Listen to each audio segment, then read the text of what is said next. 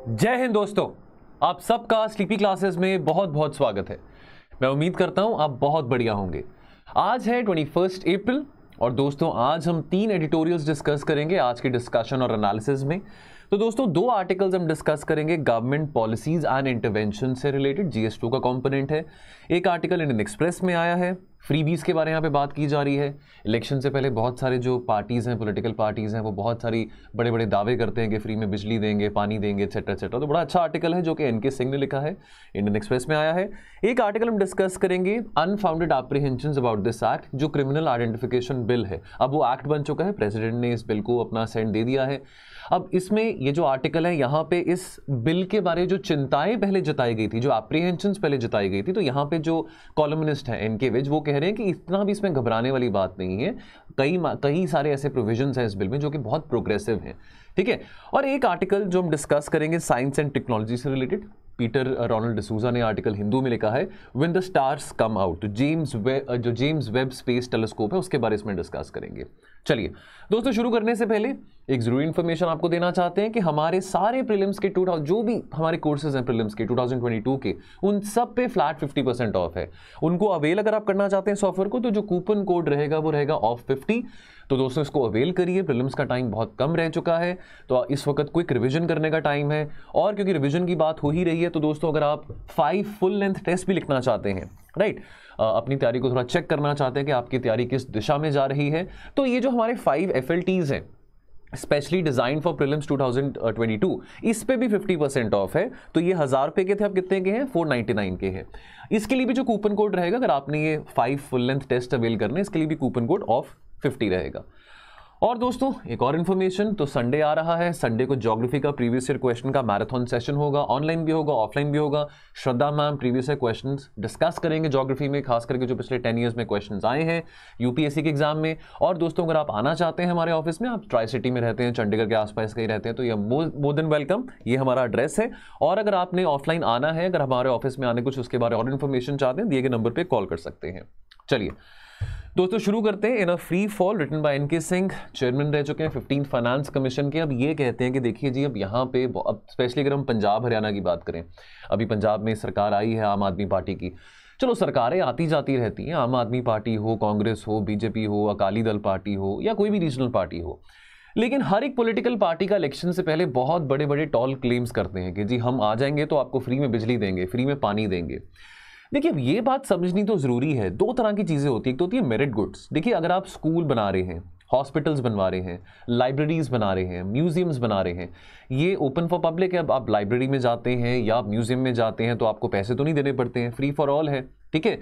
या अगर आपके शहर में कोई साइकिल सर्विस है कि आपको फ्री में साइकिल राइड मिलता है, तो ये तो मेरिट गुड्स की बात आ जाती है, ठीक है। अब देखिए यहाँ पे मेरिट गुड्स का तो चलो फायदा है भी, हॉस्पिटल खुल रहे हैं, स्कूल खुल रहे हैं, लेकिन अननेसेसरीली ये कहना कि जी हम बिजली फ्री कर देंगे, पानी फ्री कर देंगे, ठीक है, आपके लोन माफ कर देंगे, इससे किसका नुकसान हो रहा है?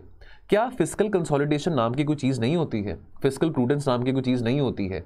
ये जो सब खर्चा बड़ी बड़ी पॉलिटिकल पार्टीज करते हैं, ये पैसा कहाँ से जाता है? हमारी जेब में से जाता है, इनकम टैक्स के जो हम इनकम टैक्स देते हैं उनकी जेब में से जाता है। अब यहाँ पे ये बात समझनी बहुत ज़रूरी है कि देखिए India is a union of states, ठीक है। स्टेट गवर्नमेंट, चाहे कोई भी पॉलिटिकल पार्टी हो, कोई भी चीफ मिनिस्टर किसी भी स्टेट का हो, दिल्ली में हो, हरियाणा में हो, पंजाब में हो, मध्य प्रदेश में हो, उनकी अपनी पॉलिसीज हैं, वो अपनी फाइनेंशियल पॉलिसीज, टैक्सेशन पॉलिसीज अपनी डिजाइन कर सकती हैं। लेकिन ये बात भी समझनी जरूरी है, हम फिस्कल फेडरलिज्म की बात करते हैं कि जो सेंट्रल गवर्नमेंट की स्ट्रेंथ है, देखिए हम एक लूज फेडरेशन नहीं है, हम एक क्वाजी फेडरल नेशन है। जो सेंटर की स्ट्रेंथ है वो भी fiscal strength of the states पे लाई करता है। जो मैक्रो इकोनॉमिक स्टेबिलिटी है सेंटर की और जो मैक्रो इकोनॉमिक स्टेबिलिटी है स्टेट्स की, वो दोनों एक दूसरे के साथ डायरेक्टली प्रोपोर्शनल है, ठीक है। अब ये जो फ्रीबीज का जो अनाउंसमेंट किया जाता है कि हम फ्री में ये बांट देंगे, वो बांट देंगे, ये बहुत खतरनाक बात है। आइए इस बात को जानते हैं क्यों, कि why freebies should be discouraged. पहली बात, ये जो बेसिक फ्रेमवर्क है ऑफ मैक्रो इकोनॉमिक स्टेबिलिटी, इसको वायलेट करते हैं, ठीक है। बिकॉज देखिए पैसा कहाँ से जा रहा है? आप कहेंगे जी 300 यूनिट तक बिजली फ्री रहेगी, 600 यूनिट तक बिजली फ्री रहेगी, ये होगा वो होगा, वो पैसा कहाँ से जा रहा है? ठीक है, ये पैसा स्कूल खोलने में भी इस्तेमाल किया जा सकता है, यूनिवर्सिटीज़ बनाने में भी इस्तेमाल किया जा सकता है, ठीक है, हॉस्पिटल्स बनाने में भी इस्तेमाल किया जाता है। लेकिन अगर आपने बिजली देनी भी है, पानी देना भी है, या अगर आप कहते हैं लोन वेवर कर देंगे, उसका नतीजा क्या होता है लोन वेवर का? राइजिंग एनपीएस, है ना? तो ये देखिए, ये पॉलिटिकल पार्टीज ने इस बात का तो धंधा ही बना लिया है। इससे क्या होता है, जो आउटलेज है they are be concentrated on subsidies. ये क्या है? ये आपका कैपिटल एक्सपेंडिचर तो नहीं है ना, ये तो रेवेन्यू एक्सपेंडिचर हो रहा है आपका, ठीक है। अब अगर हम बात करें पंजाब में, अब नई गवर्नमेंट आई है, तो पंजाब में भगवंत मान जी ने कहा है कि जी हम बिजली फ्री में करेंगे, ये करेंगे ना। इस सब का फाइनेंशियल इंप्लीकेशन क्या है? 17,000 करोड़ लगेंगे इसकी इंप्लीमेंटेशन के लिए। अगर हम डेट टू जीडीपी रेशियो की बात करें, खास करके अगर हम पंजाब की बात करें, तो डेट टू जीडीपी रेशियो 50% से भी ज्यादा है, ठीक है। और अगर इस तरह की स्कीम्स को और पॉपुलराइज किया जाएगा, फ्रीबीज बांटे जाएंगे, तो डेफिनेटली इसका जो फिस्कल इंप्लीकेशन है वो और ज्यादा ग्रेव होगा। सेकंड, जो इंटरजेनरेशनल इक्विटी है, that leads to greater social inequalities. क्या सब कुछ आज ही खर्च करना है? क्या आपको आने वाली पीढ़ी की चिंता नहीं है कि भाई अगर आज आप फ्री में इतनी चीजें बांट रहे हैं तो कल को आपके बच्चे होंगे, आपके ग्रैंड चिल्ड्रन होंगे, उनके लिए क्या बचेगा? ठीक है। अब देखिए सवाल यहाँ पे ये भी आता है कि देखिए because of this expenditure priorities, क्या हम अपनी जो प्रायोरिटीज हैं वो बदल रहे हैं कि हमारी प्रायोरिटीज कहीं और होनी चाहिए? चलो सड़कें बनाओ, ठीक है, कनेक्टिविटी अच्छी करो, रूरल कनेक्टिविटी अच्छी करो, डिजिटाइजेशन पे थ्रस्ट दो, ये मेन प्रायोरिटीज है। लेकिन आपकी प्रायोरिटीज कहाँ? मैं आपकी इन द सेंस कोई भी पॉलिटिकल पार्टी हो, मैं आम आदमी पार्टी की यहाँ पे पर्टिकुलरली बात नहीं कर रहा हूँ, कोई भी पॉलिटिकल पार्टी हो, लेकिन आपकी प्रायोरिटीज तो डिस्टॉर्ट हो रही हैं, ठीक है। क्या ये सब खर्चा ग्रोथ एनहांस करेगा, रोजगार जनरेट करेगा? ये सवाल हमारे सामने खड़ा उठता है, ठीक है। अब यहाँ पे एक राजस्थान के एग्जांपल की बात करी, तो राजस्थान ने भी पीछे कहा था कि हम ओल्ड पेंशन स्कीम पे वापस जा रहे हैं, जो न्यू पेंशन स्कीम है उसको हम नहीं फॉलो करेंगे। अब अगर राजस्थान की बात करें तो 6% जो आबादी है राजस्थान में, that is made up of civil servants, ठीक है। चाहे वो राजस्थान एडमिनिस्ट्रेटिव सर्विसेज के हो, चाहे वो ग्रुप बी सर्विसेज के हो, ग्रुप सी सर्विसेज के हो, चाहे वो सर्विंग आईएएस या आईपीएस ऑफिसर हो, तो सिग्निफिकेंट पॉपुलेशन जो राजस्थान की है that is made up of civil servants. और जो पेंशन और सैलरी रेवेन्यूज है राजस्थान का, that amounts to 56% of its tax and non tax revenues. अब यहाँ पे ये भी सवाल खड़ा उठता है कि इतना सारा पैसा सिर्फ पेंशन देने में, सैलरीज देने में जा रहा है, तो बचा क्या? ये रेवेन्यू एक्सपेंडिचर है ना, इकोनॉमी हमने पढ़ी है, इकोनॉमी में हमको पता है कि कैपिटल एक्सपेंडिचर क्या होता है, रेवेन्यू एक्सपेंडिचर क्या होता है ना। तो ये पैसा जा रहा है रेवेन्यू एक्सपेंडिचर के लिए, प्रोडक्टिव एक्सपेंडिचर तो नहीं है, ठीक है। ये तो लाइबिलिटी क्रिएट करने वाला एक्सपेंडिचर है, फिर आपका डेट टू जीडीपी रेशियो और बढ़ता रहेगा, ठीक है। उसके बाद एक बहुत अच्छी बात यहां पे करी है इनके सिंह ने कि ये जो सारा जो बिहेवियर है फ्रीबीज बांटने का, this moves us away from the environment also, ठीक है। अब फ्री पावर, फ्री वाटर की बात करते हैं। देखिए हम बार बार ये बात करते हैं कि कब तक हम वीट और राइस को ही ग्रो करते रहेंगे, ठीक है। ये फ्रीबीज जो केटर करे जा रहे हैं बिजली के या पानी के, किसको केटर किया जा रहा है? फार्मर्स को केटर किया जा रहा है, ठीक है। इसके एनवायरमेंटल कॉस्ट क्या है? ऑलरेडी पानी की समस्या कितनी गंभीर है, खास करके अगर हम पंजाब, राजस्थान, हरियाणा की बात करें या वेस्ट यूपी की भी बात करें, ग्राउंड वाटर लेवल जो है वो डिप्लीट कर चुके हैं। पहली दो बातें यहाँ पे, पहली बात तो कब तक हम वीट और राइस को ही ग्रो करते रहेंगे, है ना, कोई और क्रॉप्स नहीं है क्या? और दूसरी बात, अगर हम इसको ग्रो कर ही रहे हैं और बाद में फ्री पानी बांट रहे हैं, बिजली बांट रहे हैं, उसके एनवायरमेंटल कॉस्ट क्या, उसका हम अंदाजा लगा पा रहे हैं? ग्राउंड वाटर लेवल डिप्लीट हो रहा है, फिर वो इंटर जनरेशनल इक्विटी की बात नहीं आती, आने वाले समय में पानी नहीं होगा पीने के लिए, फिर क्या करोगे, ठीक है। उसके बाद चौथी बात यहां पे, this also leads to distortion of agriculture priorities, ठीक है। तो ये जो एग्रीकल्चर प्रैक्टिसेस हैं, जहां पे आप पानी फ्री में दे रहे हैं, फर्टिलाइजर्स फ्री में दे रहे हैं, तो क्या ये एग्रीकल्चर को प्रोडक्टिव बनाने में मदद करेगा? ठीक है, क्या एक्चुअल में एग्रीकल्चर प्रॉफिटेबल बनेगा इतना सारा पानी देने से, इतना सारा अगर आप फर्टिलाइजर दे रहे हैं, इतनी आप सब्सिडीज फ्री में, जो वेस्टफुल सब्सिडीज आप खर्च कर रहे हैं? सवाल ये भी खड़ा उठता है, ठीक है। जेनरिक बातें हमने पहले भी बहुत पढ़ी हैं, सोशल इकोनॉमिक इश्यूज की बातें हमने पहले भी काफी पढ़ी हैं सारी बातें। अब कंक्लूजन की बात करें तो जो फ्रीबीज हैं, जो फ्री में, देखिए there is no such thing as free lunch, ठीक है। आपको अपना खाना कमाना ही पड़ता है। अगर आप सोशो इकोनॉमिक बैकग्राउंड अगर आपका वीक है, चलो और बात है, सरकार को एक पॉजिटिव एफर्मेशन की बात आती है, आप एफर्मेटिव एक्शन करिए, वो ठीक है, ठीक है। लेकिन कहोगे हर किसी को जी हम फ्री में ये कर देंगे, वो कर देंगे, वो काम सही नहीं है, ठीक है। तो आप ही की जेब में से वो पैसा जा रहा है, ठीक है। अगर आपकी जेब में से 4 पैसे बचते हैं तो आपकी जेब में से 40 पैसे और निकलेंगे, ठीक है। Now freebies lower the quality and competitiveness of the manufacturing sector also. Freebies एक बहुत बड़ा सवाल खड़ा करते हैं बिटवीन प्रोफ्लिगेट एंड नॉन प्रोफ्लिगेट स्टेट्स, यानी कि प्रोफ्लिगेट स्टेट्स यानी कि जो स्टेट्स जो हैं, है ना, जो ज्यादा खर्चा कर रहे हैं, जो ज्यादा वेस्टफुल एक्सपेंडिचर कर रहे हैं, जो रेकलेसली रिसोर्सेज को बहुत ज्यादा वेस्ट कर रहे हैं, और नॉन प्रोफ्लिगेट यानी कि जो फिस्कल कंसोलिडेशन के बात पे हैं, फिस्कल प्रूडेंस के बात पे हैं, जो कि इस तरह के वेस्टफुल एक्सपेंडिचर नहीं कर रहे हैं।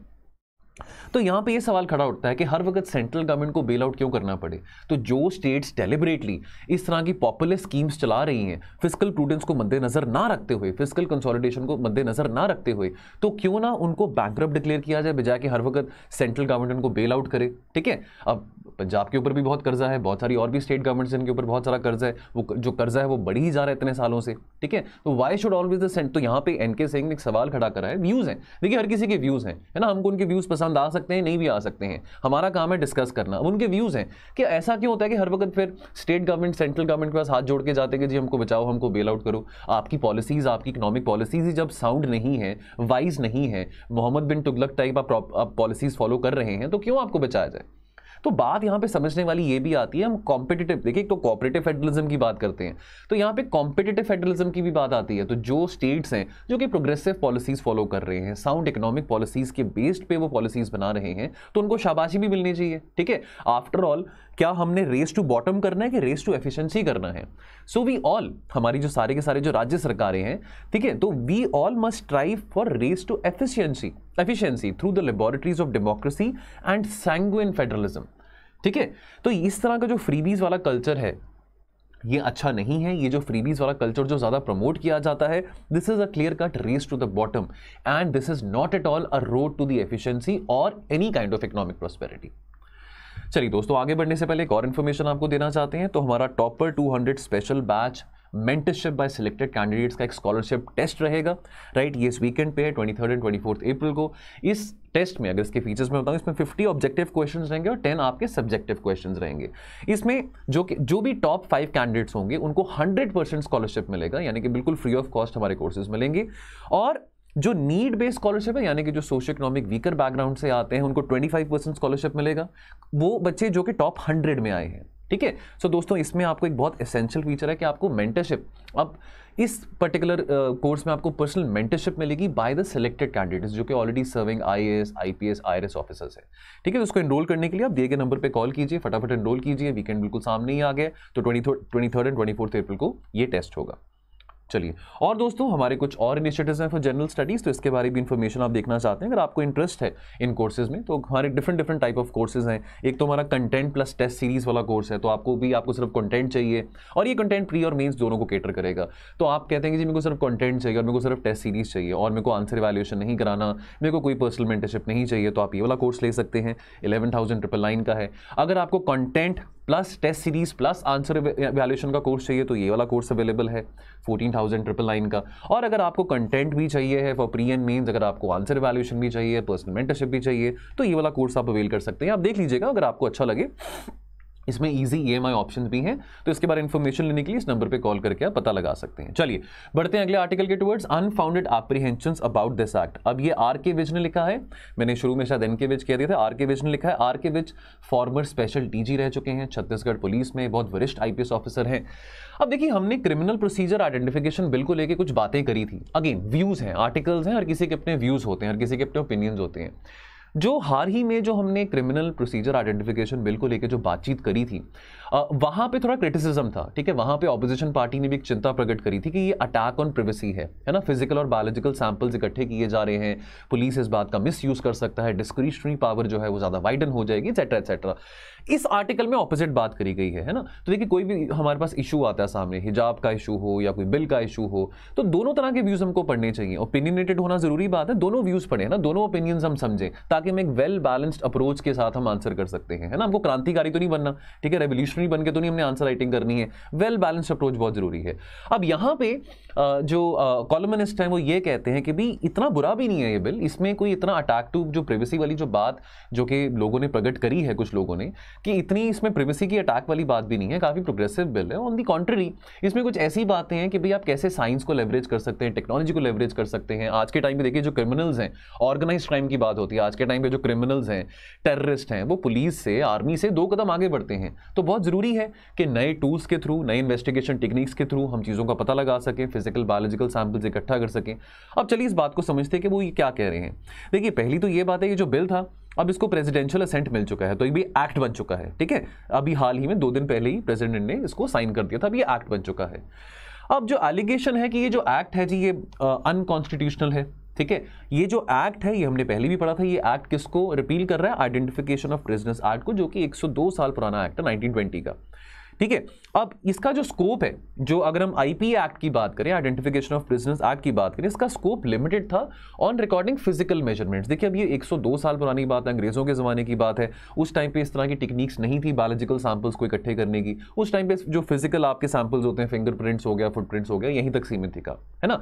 अब लेकिन अब देखिए आज 2022 है, 50 साल बाद टेक्नोलॉजी और बदल जाएगी, तो फिर देखिए टाइम के साथ साथ साइंस प्रोग्रेस होती है, टेक्नोलॉजी प्रोग्रेस होती है, तो कानूनों में भी थोड़ा एक फेरबदल होना बहुत जरूरी है। अब ये जो एक्ट है now this includes physical measurements यानी कि फिंगर इंप्रेशंस हो गया, आपके पाम प्रिंट्स हो गया, आपके फुटप्रिंट इंप्रेशंस हो गए, आइरिस स्कैन हो गया, रेटिना स्कैन हो गया, etcetera etcetera, and biological samples as well. यानी कि बायोलॉजिकल सैंपल की बात करें, आपका ब्लड सैंपल हो या आपका टिश्यू में से, फ्लूइड में से, यूरिन सैंपल हो, ठीक है, सीमेन सैंपल हो। अब यहां पे ये कह रहे हैं, देखिए इसमें घबराने वाली कौन सी बात है, ठीक है। आरके विज कह रहे हैं कि सीआरपीसी में, क्रिमिनल प्रोसीजर कोड में ऑलरेडी प्रोविजन है for examination which includes examination of blood, semen, swabs, etcetera etcetera, sweat, hair samples. ये तो ऑलरेडी प्रोविजन है बायोलॉजिकल सैंपल्स की, कोई नई बात तो नहीं इकट्ठी कहां पे करी ना, जब ये ऑलरेडी चीजें पहले यहां पे प्रोवाइडेड हैं। और ये जो सब चीजें हैं, ठीक है, ये देखिए अब एकदम से एग्जामिनेशन ऑफ ब्लड, सीमेन अभी आंखों के साथ तो नहीं आप कर सकते हैं, ठीक है। अब ऑब्वियसली मॉडर्न और साइंटिफिक टेक्निक्स यहाँ पे रिक्वायर्ड होती हैं, डीएनए प्रोफाइलिंग टेक्निक्स यहाँ पे इन्वॉल्व होती हैं, तो ये तो चीजें ऑलरेडी इन्वॉल्व हैं। इट इज एविडेंट कि अपेरेंटली जो स्कोप ऑफ मेजरमेंट्स है जो इनलार्ज किया गया है इस एक्ट के चलते, but is nothing but a merger of the scope of the existing measurement जो कि पहले से एग्जिस्ट करते आ रही हैं, जो हमारे क्रिमिनल प्रोसीजर कोड में वेल एस्टैब्लिश्ड हैं। यहां पे एक और बात समझनी जरूरी है, ये जो एक्ट है ना, ये इन्फोर्समेंट एजेंसीज को, पुलिस एजेंसीज को एम्पावर नहीं कर रहा एडिशनली, बल्कि इन्फोर्समेंट एजेंसीज को प्रोवाइड कर रहा है और तरह की जो नई टेक्निक्स हैं, ठीक है, जो लेटेस्ट साइंटिफिक टेक्निक्स हैं, जिनसे उनकी जो इन्वेस्टिगेशन है वो और स्ट्रीमलाइन हो सकती है। तो ये जो वर्ड है समझना बहुत जरूरी है, एडिशनली और प्रोवाइड, ठीक है। तो यहां पर डिस्टिंक्शन समझना बहुत जरूरी है। अब यहां पे ये बात भी आती है कि देखिए ये जो मुद्दा है ना, जो प्रिवेसी के ऊपर अटैक किया जा रहा है कि ये अनकॉन्स्टिट्यूशनल है, तो यहां पे ऑथर कह रहे हैं कि ये तो सेटल्ड है कॉन्स्टिट्यूशनैलिटी जो इसकी है। देखिए 1961 में सुप्रीम कोर्ट ऑफ इंडिया ने स्टेट ऑफ बॉम्बे वर्सेस काथी कल्लू वाला जो केस था, वहां पे ये कहा गया था कि जो एक पर्सन है जो कि कस्टडी में है, अगर वो अपना स्पेसिमेन दे रहा है, अपनी हैंड राइटिंग हो, अंगूठे का अपना इंप्रेशन हो, फिंगरप्रिंट हो, पाम प्रिंट हो, कुछ भी हो, इन्वेस्टिगेटिंग ऑफिसर को, doesn't mean so he cannot be included in the expression to be a witness। यानी कि राइट अगेंस्ट सेल्फ इंक्रिमिनेशन की बात आ जाती है, ठीक है। यानी कि अगर आपसे आपका सैंपल मांगा जा रहा है, चाहे वो किसी भी फिंगरप्रिंट का है, पाम प्रिंट का है, डजंट मीन कि आपको अपने खिलाफ आपको विटनेस बनना है, ठीक है। तो ये वेल एस्टैब्लिश्ड बात है। सिमिलरली अगर आपका ब्लड सैंपल लिया जाए, ये बायोलॉजिकल सैंपल की बात है कि फिजिकल्स आपके सैंपल में आपके फिंगरप्रिंट, फुटप्रिंट, थंब प्रिंट वगैरह आ गया है ना, जो आपके बायोलॉजिकल सैंपल हैं, अगर आप ब्लड सैंपल हो गया आपका, ठीक है, for the purpose of DNA अगर लिया जा रहा है, या अगर आपका हेयर सैंपल या वॉइस सैंपल लिया जा रहा है, तो भी this will not amount to compelling an accused to become a witness.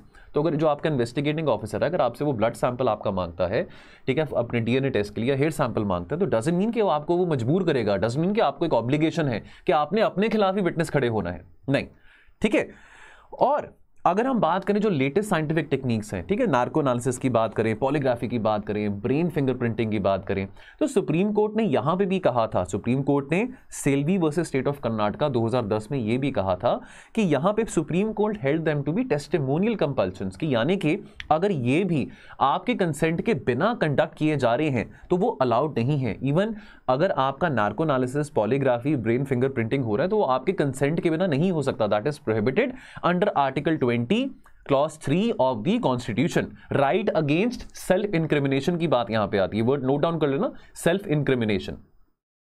चलिए, तो कोई हार्म नहीं होगा, यहां पे कॉलमनिस्ट कह रहे हैं that there is no harm likely, ठीक है। एक और बात बहुत जरूरी है समझनी यहां पे कि जो ज्यादातर जो ऑफेंसेस होते हैं वो पनिशेबल होते हैं with imprisonment up to 1 year mostly, है ना। यहां पे 80-85% की बात हो रही है, 100% ऑफेंसेस की बात नहीं हो रही है।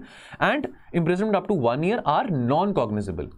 अदरवाइज टू, फॉर एग्जाम्पल अगर सिंपल कॉग्निजेबल ऑफेंस की हम बात करें, ठीक है, तो जहां पे सिंपल कॉग्निजेबल ऑफेंस है यहां पे आपको एक सिंपल इंप्रिजनमेंट मिलेगी अप टू 1 मंथ। देखिए जेल जाना तो सिंपल वाली बात नहीं होती, चाहे आप 1 महीने के लिए जा रहे हैं, चाहे आप साल के लिए जा रहे हैं, तो जेल जाना होता है। लेकिन अब कॉन्टेक्स्ट की बात हो रही है यहाँ पे, तो यहां पे कह रहे हैं कि जो सिंपल कॉग्निजेबल ऑफेंस है यहां पे भी कोई बायोलॉजिकल सैंपल्स रिक्वायर्ड नहीं होते हैं, कोई इतना ऑब्लिगेटरी, इतना मैंडेटरी नहीं है कि आपको अगर एक सिंपल कॉग्निजेबल ऑफेंस के लिए आपको 1 महीने के लिए या आपको 1 साल के लिए भी जेल में रखा गया है, डजंट मीन कि वो मैंडेटरी है कि इन्वेस्टिगेशन को, तहकीकात को बेटर करने के लिए, स्ट्रीमलाइन करने के लिए आपके हमको सैंपल्स चाहिए, बायोलॉजिकल सैंपल्स चाहिए, नहीं।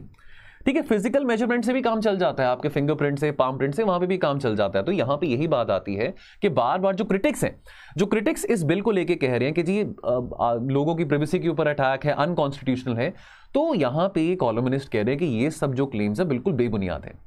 ठीक है, अच्छा, अब यहां पे एक और बात आती है, जो हमारा सेक्शन 41 क्लॉज 1 है ऑफ द सीआरपीसी, इसको भी अमेंड किया गया था और यहां पे लिमिटेशंस डाली गई थी on arrest in cognizable offences punishable with imprisonment up to 7 years. ठीक है, लेकिन इस एक्ट में भी नॉन ऑब्लिगेटरी है, ऑब्लिगेटरी नहीं है, नॉन ऑब्लिगेटरी प्रोविजन है कि आपको अपने बायोलॉजिकल सैंपल्स देने की कोई ऑब्लिगेशन नहीं है। ठीक है, तो यहां पे क्रक्स ये कह रहे हैं कि expanding the scope of measurements, there is no harm to be done to the individual's privacy. तो कंक्लूजन क्या निकलता है, जो ऑब्जेक्टिव है इस एक्ट का वो है कि कैसे आप फैसिलिटेट कर सकते हैं आइडेंटिफिकेशन को और इन्वेस्टिगेशन को, खास करके आज के टाइम पे जब ऑर्गेनाइज्ड क्राइम बहुत बढ़ रहा है। ठीक है, अब जैसे मैंने अभी आपको बात बताई कि आज के टाइम पे जो क्रिमिनल्स हैं वो पुलिस से भी 2 या 3 कदम आगे चलते हैं, है ना। Enforcement agencies they must be allowed to use the latest scientific techniques के कैसे वो अपनी इन्वेस्टिगेशन को और इंप्रूव कर सकते हैं, बेटर बना सकते हैं। ठीक है, अब इसके लिए जो भी different type of analytical tools हैं जो रिक्वायर्ड रहते हैं, ठीक है, that will definitely help to increase the policing measures also, strengthen the policing measures also. ठीक है, फिर हम बात करते हैं मॉडर्नाइजेशन ऑफ पुलिस की, बेटर टेक्नोलॉजी की, तो यहाँ पे आर के विज कह रहे हैं कि ये एक ऐसा कदम है जो कि पुलिसिंग को स्ट्रेंथन करेगा, पुलिस मॉडर्नाइजेशन को स्ट्रेंथन करेगा। ठीक है, देखिए अब यहाँ पे एक और बात समझने को बहुत जरूरी है, बड़ी अच्छी लाइन मेरे को लगी यहाँ पे, कि एक पर्टिकुलर इंडिविजुअल का जो अधिकार है उसको थोड़ा सा बैक सीट लेनी पड़ेगी in the larger interest of the society. The right of an individual will have to be considered in the background, यानी कि larger interest of the society जो है वो ज्यादा प्रायर है रादर दैन अगर हम राइट ऑफ द इंडिविजुअल की बात करें। देखिए ये भी एक बहुत डीप बात है, उन्होंने अपने व्यूज यहाँ पर प्रकट करे हैं। ठीक है, अब अगर कोई क्रिमिनल है, बहुत डेंजरस है, एक एंटी सोशल एलिमेंट है सोसाइटी के लिए, तो वहां पर अगर उसके लिए अगर आप फिजिकल सैंपल्स या उसके बायोलॉजिकल सैंपल्स इकट्ठे कर भी रहे हैं, रेयर टू रेयर या एक्सट्रीम सर्कमस्टांसेस में उसके विशेस के अगेंस्ट भी, लेकिन कहीं ना कहीं लार्जेस्ट इंटरेस्ट ऑफ सोसाइटी को भी सर्व करना ही है। ठीक है, तो ये बातें यहां पे करी गई हैं। अगर आपने क्रिमिनल आइडेंटिफिकेशन बिल 2022 के बारे और अगर आपने एनालिसिस देखना है या अगर आपने पढ़ना है, तो ऑलरेडी हमने इन 3 आर्टिकल्स में इसको लेके काफ़ी लेंथी इसकी डिस्कशन करी थी। हाँ, ये ज़रूर है कि इन तीनों आर्टिकल्स में इसके थोड़े क्रिटिक वाले पॉइंट्स ज़्यादा थे, यहाँ पे तो इसके फेवर में पॉइंट्स इसके क्रिटिक में थे। तो अगर आपने वो सेशन मिस कर दिया था, अगर आपने एनालिसिस नहीं देखा था या नहीं पढ़ा था, तो आप एनालिसिस देख सकते हैं। यहाँ पे मैंने आर्टिकल्स का नाम और डेट लिखी हुई है। चलिए, लास्ट एडिटोरियल आज का, when the stars came out, written by Peter Ronald D'Souza. अब यहाँ पे जेम्स वेब स्पेस टेलीस्कोप की बात हो रही है, थोड़ा साइंस एंड टेक्नोलॉजी से रिलेटेड है, थोड़ी सी बातें समझ लेते हैं, प्रीलिम्स पास में है। अबाउट द JWST, ये एक स्पेस टेलीस्कोप है which is designed primarily to conduct infrared astronomy. ठीक है, तो ये बहुत ही पावरफुल टेलीस्कोप है, most powerful telescope as of now launched in space, और इसकी जो इंफ्रारेड जो रेजोल्यूशन है वो भी बहुत बेटर है than its predecessor Hubble space telescope की बात करें तो हबल स्पेस टेलीस्कोप अल्ट्रावायलेट में था, ये वो इंफ्रारेड में नहीं था। ठीक है, अब पर्पस क्या है कि जो बहुत ओल्ड, बहुत डिस्टेंट, ठीक है, गैलेक्सीज की बात करें, ओरिजिन ऑफ यूनिवर्स की बात करें, एक्सोप्लैनेट्स की बात करें, उसको ट्रेस करने के लिए टेलीस्कोप भेजा गया है। इस टेलीस्कोप को लॉन्च किया था 25 दिसंबर 2021 को। ठीक है, और जब ये ऑपरेशनल हो जाएगा, एक्सपेक्टेड है कि और कुछ ही दिनों में मई 2022 में ऑपरेशनल हो जाएगा, तो JWST is intended to succeed the Hubble space telescope as NASA's flagship mission in astrophysics. ठीक है, तो बहुत ही ब्रॉड रेंज ऑफ इन्वेस्टिगेशन इस टेलीस्कोप के अंदर रहेंगे। अब बात करते हैं सिग्निफिकेंट नैरेटिव की। चलिए, ये तो टेलीस्कोप की बात होगी यहाँ पे। अब देखिए, टेलीस्कोप बनाने में कितने लोगों का योगदान गया है। ठीक है, आफ्टर ऑल ये ग्लोबल कॉमन्स की बात आ जाती है, जो नॉलेज जनरेट होगी। अब कल को हमको ओरिजिन ऑफ यूनिवर्स के बारे में पता लगेगा, डिफरेंट गैलेक्सीज के बारे में पता लगेगा। देखिए, आज के टाइम पे लोग चांद पे पहुंच चुके हैं। ठीक है, चांद पे जाने की बातचीत चल रही है कि कल को एक ऐसा समय भी आएगा कि लोग छुट्टियां मनाने के लिए, ठीक है, मनाली, शिमला, गोवा नहीं, लेकिन चांद पे जाया करेंगे। अब रुचि है, आपका इंटरेस्ट है कि आप स्पेस को एक्सप्लोर करना चाहते हैं, यूनिवर्स को एक्सप्लोर करना चाहते हैं। ठीक है, तो ये रुचि है, रुचि बनी हुई है, तो डिफरेंट मिशंस, ठीक है, हर कोई कंट्री लॉन्च करता रहता है, चाहे हम मंगलयान की बात करें, चाहे नासा की बात करें, एटसेट्रा एटसेट्रा। देखिए, बात यहाँ पे ये समझने को है कि क्या ये भी एक सिग्निफिकेंट मार्क छोड़ के जाएगा ह्यूमैनिटी के लिए। अब यहाँ पे अगर हम कुछ इंडिविजुअल्स की बात करें, एलॉन मस्क हैं, जेफ बेजोस हैं, ठीक है, नारायण मूर्ति की बात करें, इन्फोसिस के जो फाउंडर हैं, मुकेश अंबानी, ठीक है, या उनके फादर की बात करें, धीरूभाई अंबानी, इन सब ने देखिए अपने लाइफ में काफ़ी राइज देखा, और लेकिन इन सब ने लोगों की जिंदगी में भी कितना डिफरेंस लेके आए, कितने लोगों को रोजगार दिया। ठीक है। तो एक इंडिविजुअल कितने लोगों की लाइफ में चेंजेस लेके आ सकता है। उसी तरह से अगर हम साइंस एंड टेक्नोलॉजी की बात करें, खास करके इस जेम्स वेब टेलीस्कोप की बात करें, ये भी बहुत सिग्निफिकेंट चेंज लोगों की जिंदगी में लेके आ सकता है, ठीक है। ये कोलैबोरेटिव एफर्ट है। This is a project that marked 20+ years of continuous collaboration between many teams. तो एक इंसान, चाहे वो नारायण मूर्ति है, चाहे वो मुकेश अंबानी, अगर वो कितने लोगों की जिंदगी बदल सकता है, तो ये सब तो साधारण व्यक्ति थे। कोई इंजीनियर है, कोई एस्ट्रोफिजिस्ट है, ठीक है, कोई कंस्ट्रक्शन वर्कर है, जो इतने सालों से काम कर रहे हैं। किसके लिए? ताकि दुनिया को, लोगों को, ह्यूमैनिटी को फायदा हो सके। इस टेलीस्कोप से जो इन्फॉर्मेशन मिलेगी वो तो पब्लिक डोमेन में रहेगी, चाहे वो बेशक ये मिशन जो है वो नासा का हो, लेकिन फायदा तो हर किसी को होगा। This successful placement in deep space is a defining moment in humankind's history of reaching for the stars, ठीक है। तो एक बहुत सिग्निफिकेंट नैरेटिव है जो समझने वाला है।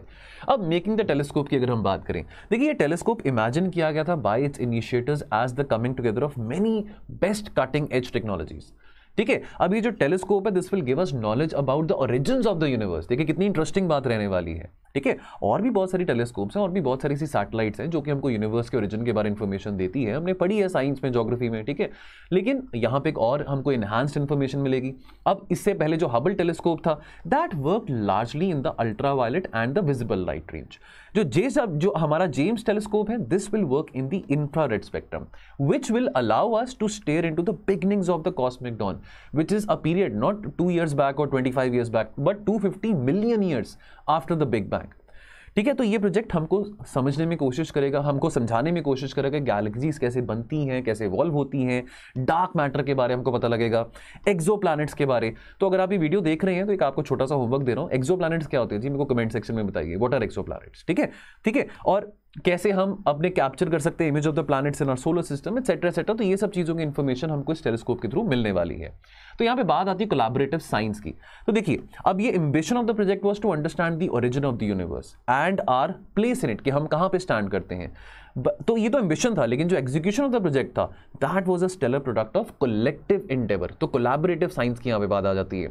जो ऑर्डिनरी लोग हैं, जो कितने सारे एस्ट्रोफिजिस्ट हैं, जो इंजीनियर्स हैं, ठीक है, एस्ट्रोनॉट्स हैं, साइंटिस्ट्स हैं, रिसर्चर्स हैं, तो ये बात आ जाती है। अब अगर हबल की लोकेशन की बात करें, हबल स्पेस टेलीस्कोप की, तो वो अर्थ से कितना डिस्टेंस है, 550 किलोमीटर। लेकिन जेम्स वेब स्पेस टेलीस्कोप की बात करें, this is 1.5 million kilometres away from the earth.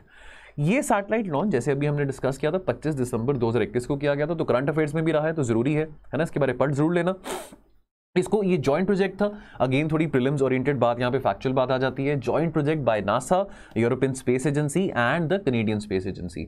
इस प्रोजेक्ट में इन तीनों कंट्रीज के स्पेस एजेंसीज के अलावा also involve many universities, organisations and companies across 14 more countries. तो कितना सक्सेसफुल कोलैबोरेशन है ना, जो कि सिग्निफिकेंटली कितने लोगों की जिंदगी बदल सकता है। तो it is a successful placement in deep space, it is a defining moment in humankind's history of reaching to the stars. और बहुत अच्छी लाइन मेरे को लगी यहाँ पे एंड में कि जो जर्नी है, this is another journey into man soul which has just begun, ठीक है। चलिए, तो दोस्तों जाने से पहले एक यूपीएससी का प्रीवियस ईयर क्वेश्चन, इसका क्या सही आंसर है आपने कमेंट सेक्शन में बताना है, ठीक है। तो एक्सो प्लैनेट्स क्या है वो आपने बताना है, और इसका क्या सही आंसर है वो आपने कमेंट सेक्शन में बताना है। 2018 में आया था, ठीक है। Which of the following leaf modification occurs in desert areas to inhibit water loss. तो पहला है हार्ड एंड वैक्सी लीव्स, दूसरा है tiny leaves, third thorns instead of leaves. तो इसमें से कौन सा सही ऑप्शन है आपने बताना है कमेंट सेक्शन में। और question framed from the editorials, macroeconomic stability of the union is contingent on the macroeconomic stability of both the center and the states, quote unquote. Elaborate करिए इसको in the light of the freebies cultures promoted as an election rhetoric by various national and regional political parties in 250 words. और दूसरा है science and technology deployed should be toasted as a tribute to human ingenuity. इसको comment करिए 250 शब्दों में। चलिए, तो दोस्तों आज के एनालिसिस में इतना ही, मिलेंगे कल और एनालिसिस के साथ। तो अपना ध्यान रखिए और पढ़ते रहिए। थैंक यू सो मच, जय हिंद।